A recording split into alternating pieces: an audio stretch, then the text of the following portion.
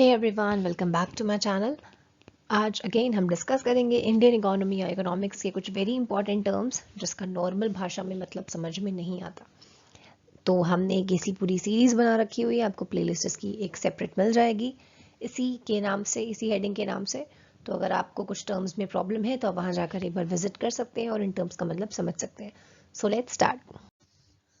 सबसे पहला वर्ड जो हम आज डिस्कस करेंगे वो है salary. The payment made to employees of an organization, firm, etc. for the use of labor as a factor of production.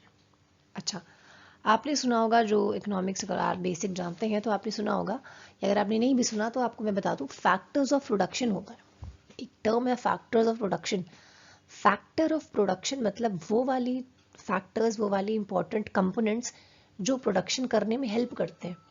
उसमें सबसे पहला है लैंड, दूसरा है लेबर, तीसरा है कैपिटल एंड चौथा है एंटरप्रेन्योर।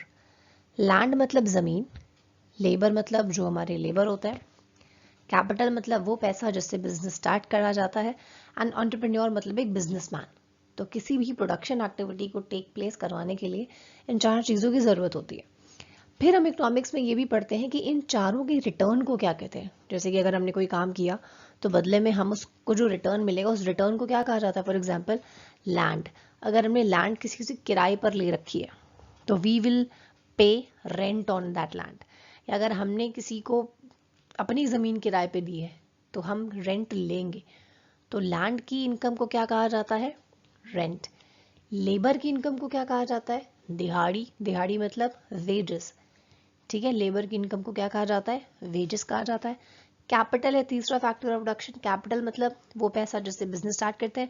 अगर हमने पैसा किसी से उधार लिया है तो हमें क्या देना पड़ेगा, इंटरेस्ट। तो कैपिटल की रिटर्न क्या होती है, that is rate of interest. Last one is entrepreneur.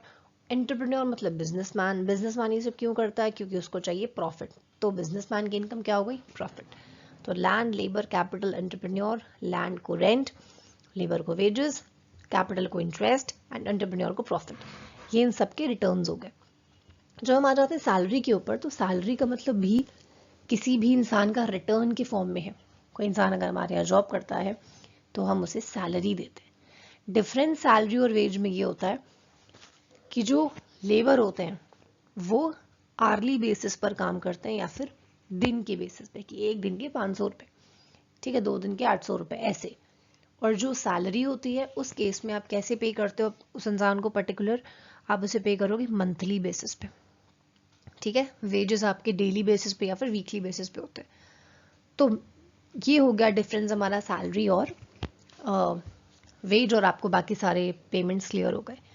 तो नॉर्मली ऑर्गेनाइजेशन में अगर कोई मेंटल लेबर है, मेंटल मतलब कोई ऑफिस वाला काम करता है, सेल्स पर्सन है, मार्केटिंग मैनेजर, एग्जीक्यूटिव है, कोई भी काम करता है, बीपीओ में काम करता है, तो उन सबको सैलरीज दी जाती हैं। मंथली इनकम होती है हमेशा salary, and wages are always weekly और daily income. Then comes the next word जो कि है सैटिस्फाइंग थ्योरी। ये क्या होती है, a theory which suggest that firms do not want only satisfactory profits but maximum profits as well as other objectives such as sales increase etc.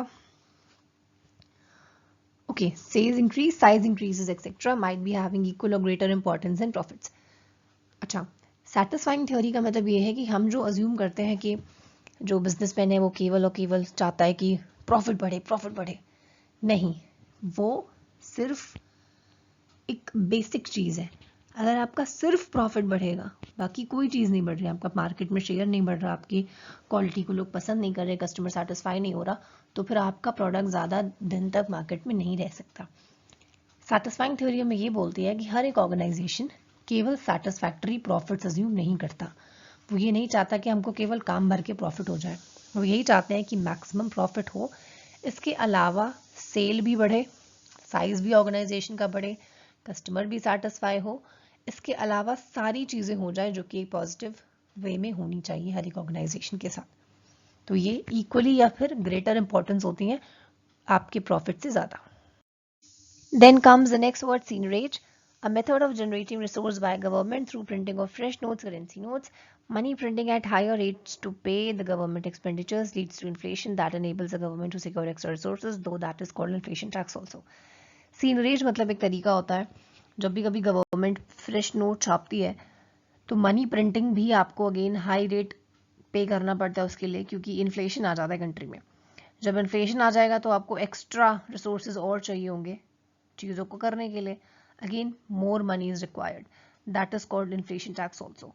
क्योंकि हम पैसा नॉर्मली बड़े आराम से छाप नहीं सकते, चाहे कोई कंट्री कितनी भी गरीब हो, वो नोट छाप छाप के अपनी जो आवाम है उसको नहीं दे सकती, अपने देश के लोगों को नहीं दे सकती, क्योंकि वो अगेन बहुत ही खतरनाक और बहुत ही घातक सिद्ध हो सकता है। इसके ऊपर एक बहुत ही डिटेल्ड वीडियो बनाया था, मनचाहे पैसे या मनचाहे नोट छाप कर कोई देश अमीर क्यों नहीं हो सकता। आप इसको डिस्क्रिप्शन बॉक्स में जाकर एक बार चेक कर सकते हैं, बड़ी ही अच्छी वीडियो है, आपको और डिटेल इन्फॉर्मेशन मिलेगी कि क्यों हम इन्फ्लेशन कैसे आ जाएगा, क्या हो जाएगा। तो सीनरेज की कंडीशन भी ऐसी होती है कि जब आप रिसोर्सेज और भी ज़्यादा नोट छापने के लिए आपको और भी ज़्यादा रिसोर्सेज चाहिए, तो आप उसी ट्रैप में फंसते चले जाते हो, which is known as seigniorage. Then comes sequestration. Sequestration, the process under which a third party, the sequestrator, holds a part of the disputed assets till the dispute is settled. इसका मतलब ये होता है जैसे कि दो लोग हैं, फॉर एग्जाम्पल एक आदमी ये है और एक आदमी ये है, ठीक है। ये दोनों इस ज़मीन के लिए लड़ाई कर रहे हैं, दिस इज़ अ ज़मीन फॉर एग्जाम्पल, ये एक पार्ट ऑफ लैंड है and they are fighting for this part of land. इसे भी ये वाला पार्ट ऑफ लैंड चाहिए और इसे भी ये वाला पार्ट ऑफ लैंड चाहिए, ठीक है। तो अब इन दोनों में से किसका अधिकार है ये हमें पता नहीं है, तो इनमें आपस में डिस्प्यूट हो जाती है। फिर जब तक इनकी डिस्प्यूट चलती है तब तक ये वाली प्रॉपर्टी हम बोलते हैं कि तुम दोनों में से कोई हाथ नहीं लगाएगा, ये हम इस इंसान को दे रहे हैं।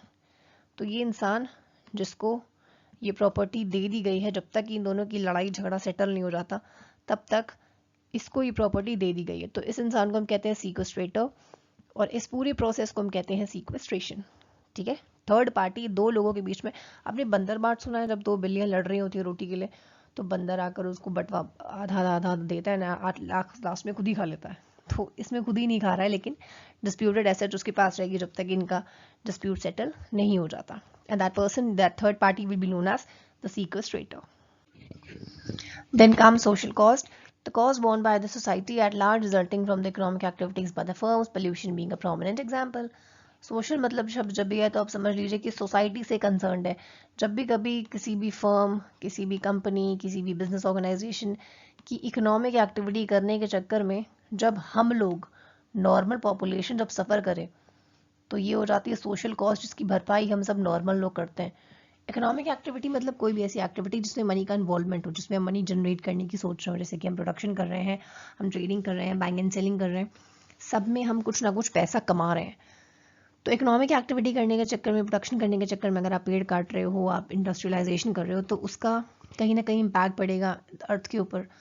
तो हमें बीमारियां होंगी, ठीक है, पेड़ कट रहे हैं और हीट वेव्स और ज़्यादा आएंगी देश में।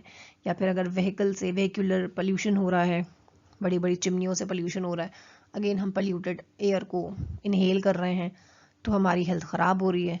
तो कर तुम लोग रहे हो इकोनॉमिक एक्टिविटी और सफ़र करती है सोसाइटी, तो सोसाइटी जो सफ़र कर रही है, that suffering is known as social cost, जो कि वो बेयर करती है because of the activities, because of the specifically economic activities जो बिजनेस ऑर्गेनाइजेशन करते हैं। Alright, so this term is known as social cost. Okay, this is it for today. Thank you everyone for watching.